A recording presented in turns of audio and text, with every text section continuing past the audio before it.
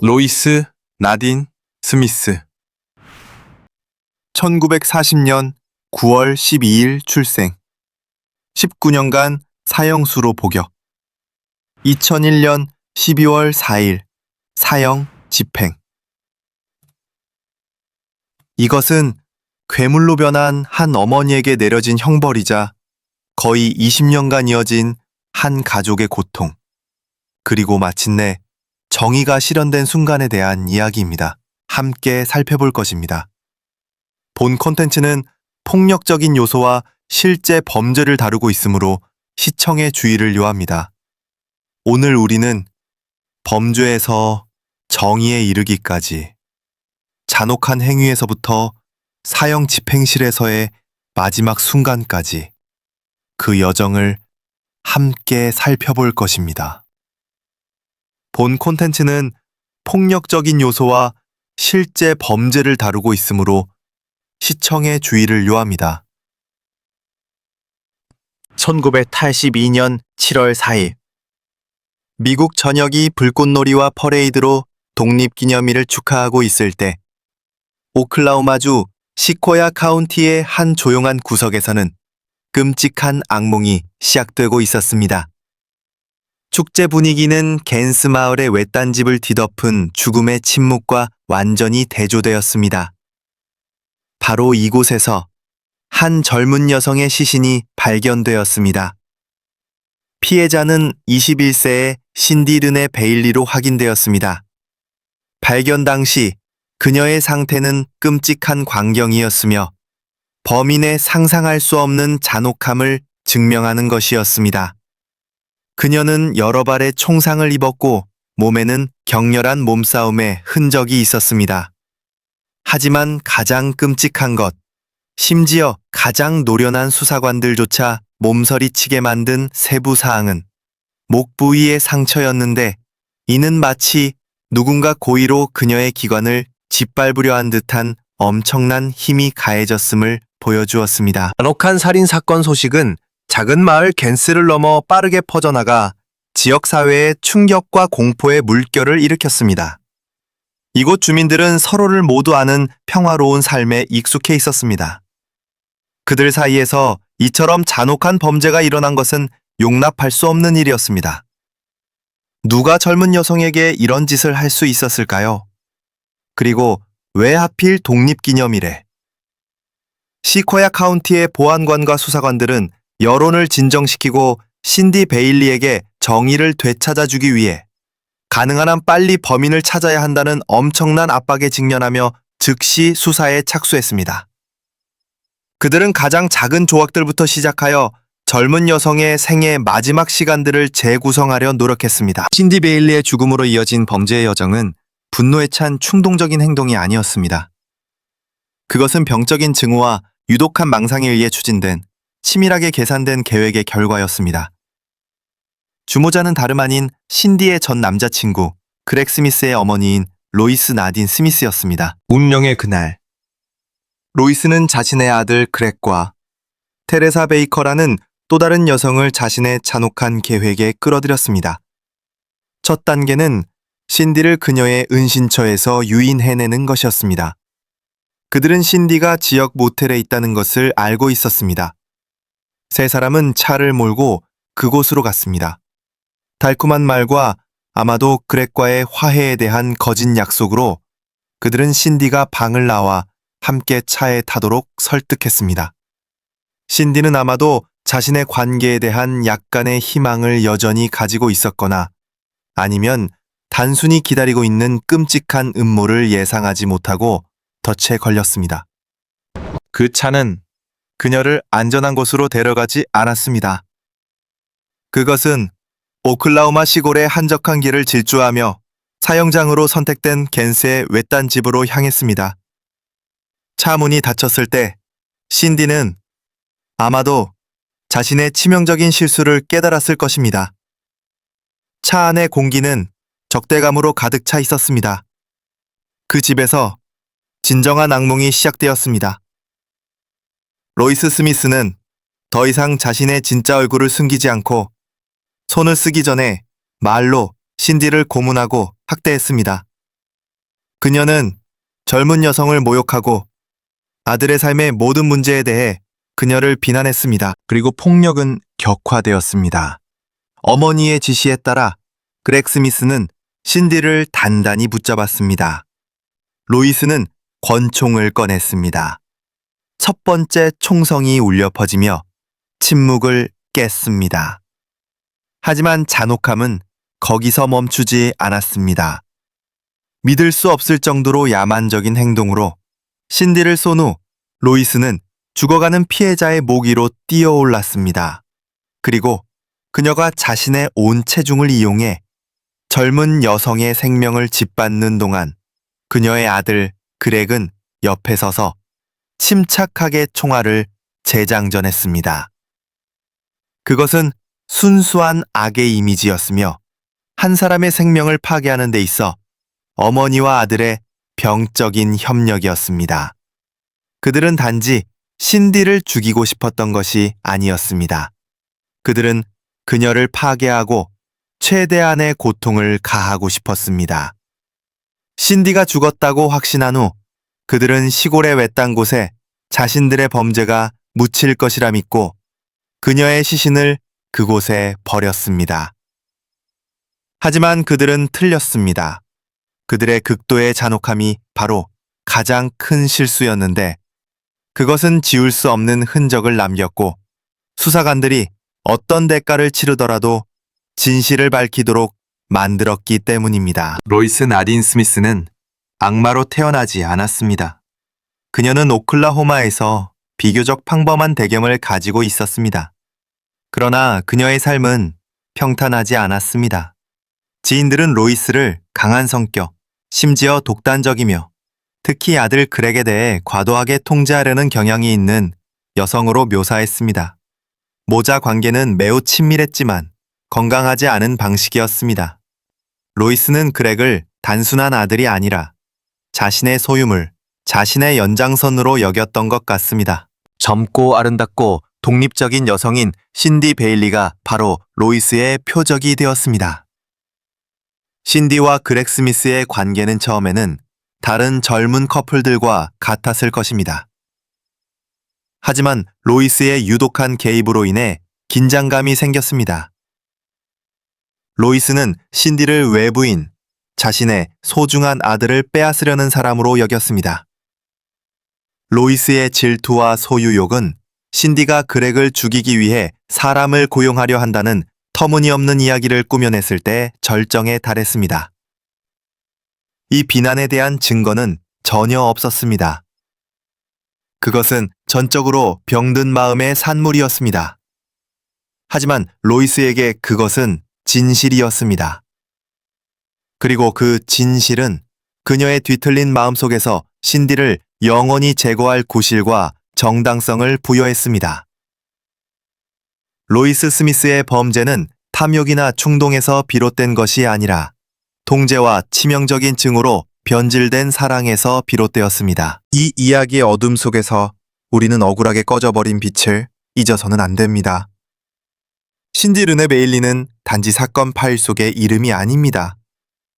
그녀는 미완의 삶과 꿈을 가진 한 인간, 딸, 친구였습니다.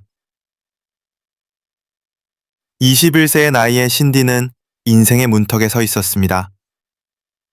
친구들과 가족은 그녀를 쾌활하고 친절하며 에너지 넘치는 사람으로 기억합니다.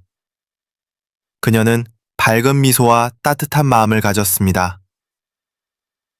다른 많은 젊은 여성들처럼 신디는 미래에 대한 계획, 직업, 사랑, 그리고 행복한 가정에 대한 꿈을 가지고 있었습니다. 비극이 닥쳐 모든 것을 앗아갔습니다. 신디의 죽음은 개인적인 손실일 뿐만 아니라 그녀의 가족에게 닥친 끔찍한 충격이었습니다. 그녀를 조건 없이 키우고 사랑했던 부모님은 갑자기 말로 표현할 수 없는 고통에 직면해야 했습니다. 그들은 단지 딸을 잃었을 뿐만 아니라 딸이 사랑했던 사람의 어머니에 의해 잔인하게 살해당했다는 사실에 직면해야 했습니다. 그것은 최고 수준의 배신과 잔혹함이었습니다. 수사와 재판 과정 내내 베일리 가족은 그 악몽을 몇 번이고 다시 겪어야 했습니다. 그들은 신디의 마지막 순간에 대한 끔찍한 세부 사항을 들어야 했고, 법정에서 딸의 생명을 앗아간 자들과 마주해야 했습니다. 신디에 대해 질문을 받았을 때 그들의 말은 항상 사랑과 고통으로 가득 차 있었습니다. 그 아이는 우리의 햇살이었어요. 그녀의 어머니는 눈물 속에서 말했을지도 모릅니다. 그들이 우리의 햇살을 앗아갔어요. 베일리 가족의 고통스러운 과정은 재판이 끝나거나 형이 집행되었다고 해서 끝나지 않았습니다. 그것은 그들이 남은 평생 동안 짊어져야 할 슬픔의 종신형이었습니다. 신디 베일리의 이야기는 모든 범죄 통계 뒤에는 도둑맞은 삶과 영원히 부서진 가족이 있다는 고통스러운 상기입니다. 잔혹한 현장과 직접적인 목격자가 없는 상황에서 시코야 카운티 수사관들은 신속하고 철저하게 행동해야 한다는 것을 알았습니다. 첫 번째 단서는 피해자를 확인하는 것에서 나왔습니다. 신디 베일리가 그렉 스미스와 관계가 있었다는 것을 알게 되자 즉시 스미스 가족에게 관심이 쏠렸습니다. 수사관들은 사건들을 연결하기 시작했습니다. 그들은 신디가 사라지기 전에 모텔에 있었다는 것을 알고 있었습니다. 직원들과 다른 투숙객들을 신문하여 신디를 마지막으로 만났던 차와 사람들에 대한 대략적인 묘사를 얻었습니다. 이 묘사들은 로이스 스미스, 그렉 스미스, 테레사 베이커와 의심스러울 정도로 일치했습니다. 결정적인 증거는 범죄 3인조 중 가장 약한 고리인 테레사 베이커에게서 나왔습니다. 경찰 신문의 압박과 아마도 양심의 가책에 직면한 테레사는 더 이상 견딜 수 없었습니다. 그녀는 모든 것을 자백했습니다. 테레사의 증언은 획기적인 돌파구였으며 수사관들에게 모텔에서의 납치부터 겐스의 집에서 일어난 살인까지 무슨 일이 있었는지에 대한 상세하고 끔찍한 그림을 제공했습니다. 그녀는 로이스 스미스의 주모자 역할과 그렉의 참여를 지목했습니다. 이 증언을 바탕으로 로이스와 그렉 스미스에 대한 체포영장이 발부되었습니다. 경찰력이 스미스 가족의 집에 들이닥쳤습니다. 체포되었을 때 로이스의 반응은 두려움이나 후회가 아니었습니다. 그녀는 강경하고 심지어 도전적으로 보였습니다. 아마도 그녀는 여전히 자신이 옳은 일을 했다고 간지 아들을 보호하고 있었다고 믿었을 것입니다. 반면에 그렉은 어머니에 대한 충성심과 법에 대한 두려움 사이에서 더 혼란스러워 보였습니다. 모자는 체포되어 1급 살인 혐의로 기소되었습니다. 공범의 증언과 경찰이 현장에서 수집한 물리적 증거로 인해 법의 그물은 로이스 나딘 스미스를 단단히 옥죄었습니다. 로이스 나딘 스미스와 그렉 스미스의 재판은 세간의 주목을 받았습니다. 검찰 측은 테레사 베이커의 증언을 주 무기로 삼아 견고한 사건을 구축했습니다. 그들은 아들과 다른 여성을 조종하여 냉혈한 살인 계획을 실행한 독단적이고 망상적이며 무자비한 어머니의 모습을 그렸습니다. 그들은 총상, 몸싸움의 증거, 공격의 잔혹함을 보여주는 부검 결과 등 현장의 법의학적 증거를 제시했습니다. 테레사의 증언은 로이스의 정신적 고문 언사부터 피해자의 모기로 뛰어오른 행동까지 모든 끔찍한 세부 사항을 노사했습니다. 로이스 스미스의 변호인단은 거의 불가능한 임무에 직면했습니다. 그들의 전략은 주요 증인인 테레사 베이커가 더 가벼운 형량을 받기 위해 증언했다며 그녀의 신빙성을 떨어뜨리는 데 집중되었습니다. 그들은 또한 로이스를 냉혈한 살인자가 아니라 단지 아들을 너무 걱정하는 어머니, 정신적으로 불안정한 사람으로 묘사하려고 노력했습니다. 그러나 범죄의 잔혹함은 이러한 변호를 무력하게 만들었습니다. 재판 내내 로이스 스미스는 거의 무표정한 태도를 유지했습니다. 그녀는 자신의 범죄에 대한 가장 끔찍한 세부 사항이 이야기될 때조차도 거의 감정을 드러내지 않았습니다.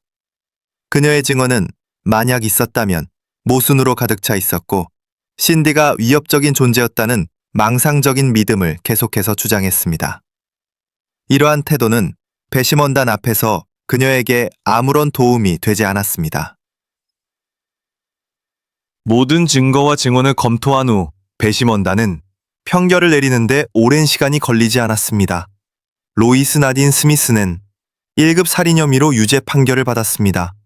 사건의 특히 잔혹하고 야만적인 성격 때문에 배심원단은 최고형인 사형을 권고했습니다. 그녀의 아들 그렉 스미스도 유죄 판결을 받고 종신형을 선고받았습니다. 평결이 낭독되었을 때 비록 아무것도 신디를 되돌릴 수는 없었지만 베일리 가족 측에는 안도감이 감돌았습니다. 로이 스미스는 냉담한 침묵으로 사형 선고를 받아들이며 공식적으로 거의 20년에 걸친 사형수 고역에서의 여정을 시작했습니다. 19년은 긴 시간이었고 그녀가 살해한 피해자의 나이와 거의 같았습니다. 오클라호마 주립교도소의 사형수 구역에서의 로이스 스미스의 삶은 격리와 기다림이 반복되는 나날의 연속이었습니다. 콘크리트 벽, 쇠창살, 그리고 엄격한 일정은 그녀가 한때 누렸던 자유로운 삶을 대체했습니다. 매일 지나가는 날들은 그녀의 범죄와 길끝에서 기다리고 있는 죽음에 대한 상기였습니다. 그 세월 동안 로이스의 법무팀은 끊임없이 항소를 시도했습니다. 그들은 소송 절차의 오류부터 초기 변호사의 무능력, 그리고 그녀의 정신상태 문제까지 다양한 이유를 들며 상급 법원에 항소했습니다. 그러나 모든 항소 노력은 차례로 기각되었습니다. 법원들은 그녀의 유죄에 대한 증거가 명백하고 범죄의 잔혹함이 최고형에 해당한다고 판단하여 사형 선고를 유지했습니다. 2001년 12월 3일 형 집행 24시간 전 사형수 구역의 분위기는 특히 긴장되었습니다. 로이스 스미스는 이날이 지상에서의 마지막 날이라는 것을 알고 있었습니다. 그녀는 마지막으로 친척들을 만나는 것이 허락되었습니다. 이 만남은 두꺼운 유리를 통해 이루어졌고 마지막 말들은 전화를 통해 전달되었습니다. 눈물, 비늦은 사랑의 말, 그리고 작별의 손짓이 있었습니다. 그녀는 또한 교목과 이야기하며 마지막 영적인 위안을 찾았습니다. 교도관들의 말에 따르면 이 순간 로이스의 기분은 평온함과 수용이 뒤섞여 있었습니다. 마치 19년이 지난 후 그녀는 운명을 마주할 준비가 된 것 같았습니다. 마지막 식사는 저녁에 제공되었습니다. 새우 샐러드, 프라이드 치킨, 딸기, 그리고 소다 한 캔이었습니다. 그녀는 서두르지 않고 천천히 먹었습니다. 이것은 도전자의 식사가 아니라 마지막 세속적인 절차를 마무리하는 사람의 식사였습니다. 마지막 시간들은 천천히 흘러갔습니다. 그녀는 아마도 마지막 편지를 썼거나 익숙한 성경 구절을 다시 읽었거나 아니면 단순히 침묵 속에 앉아 지나간 삶과 저지른 범죄를 성찰했을 것입니다. 자정 무렵 그 순간이 왔습니다. 교도관들이 와서 그녀에게 준비하라고 요청했습니다. 로이스 스미스는 조용히 감방에서 나와 익숙한 복도를 마지막으로 걸어갔습니다. 그녀는 차갑고 살균된 사형 집행실로 이송되었습니다. 베일리 가족의 구성원, 기자, 변호사를 포함한 증인들은 유리 뒤에 이미 앉아 있었습니다.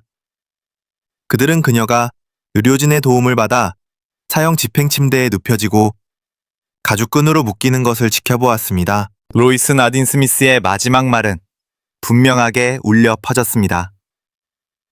베일리 가족에게 제가 끼친 모든 고통과 괴로움에 대해 진심으로 사과하고 싶다고 말하고 싶습니다.